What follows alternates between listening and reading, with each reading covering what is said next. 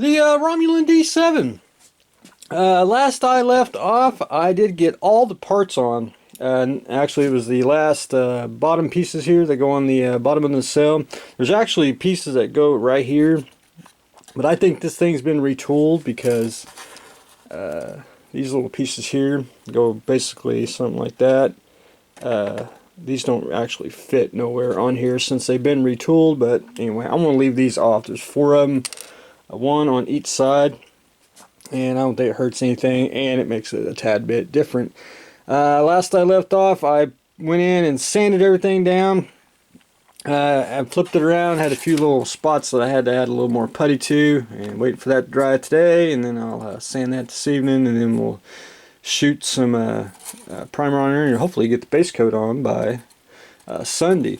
I did go in with some tulip, and I just filled in some of the very minute little seam gaps there on the nacelle struts, and basically just take tulip and you can do it straight out of the bottle, pour it on, get you water in your finger, and wet it smooth and let it dry, and you got perfectly smooth seam. And after that, while that was drying, I went in with the airbrush with some flat black and was getting all the light blocking done. And there's going to be some light leaks, but it's going to be very, very minimal. And once you get under normal light, you won't really see it. So I need to spray right there to get that covered up. And did the impulse deck. Hopefully got all that around. Did a little white tulip there to light block in on the side. If you can see just a little bit more, and I'll do just a toothpick and I will get that all accomplished. So I'm looking forward to actually getting the base coat on. I'm going to be using JT Graphics Romulan D7 Battlecruiser decal. Now I want everyone to look at the this is what you get in the sheet. Alright,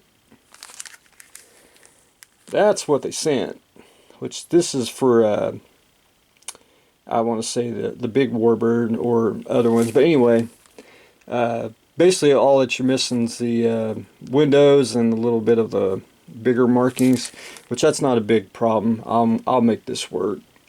And I actually had this a long time, and I didn't even notice it till this morning. I was like, hey, different decals. But anyway, that'll work, and it'll be a unique, different Romulan D7 with markings from me, and courtesy of JT Graphics.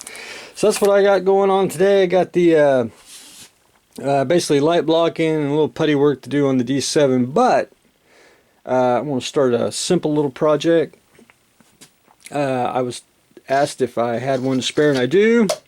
This is the Polar Lights Jetson full family kit, which is harder to find the entire family than the recent one, which you only get like George and Astro.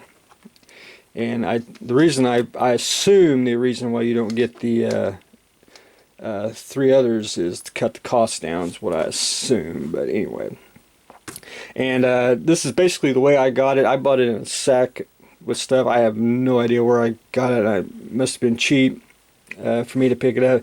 The dome's a little scratched just a little bit, but I'll put some future on it and get that shined up. I'm basically going to leave it like it is. However, I am going to paint the seats and a little bit here and there, and I'm going to leave the saucer car basically the same. Leave it the plastic green. I'll paint the base. I won't paint the figures. I think they're nicely done, and it keeps it the cartoon look, and you know, it ain't look like you're painting it for real life Jetson's vehicle with you know, all the weathering and everything. I want to keep it simple and keep it fun. So this will be a unique project. We like to simplify things around here, and it will be fun to do. So that's really all I got going on today. Hopefully I will get that started painting, and then after that it's a breeze after it gets sanded and the base coat on, and then we can start the Jetsons. So that's what I got going on today. I want to have a quick shed update in the next one, so stay tuned for that. So stay tuned for the next exciting episode.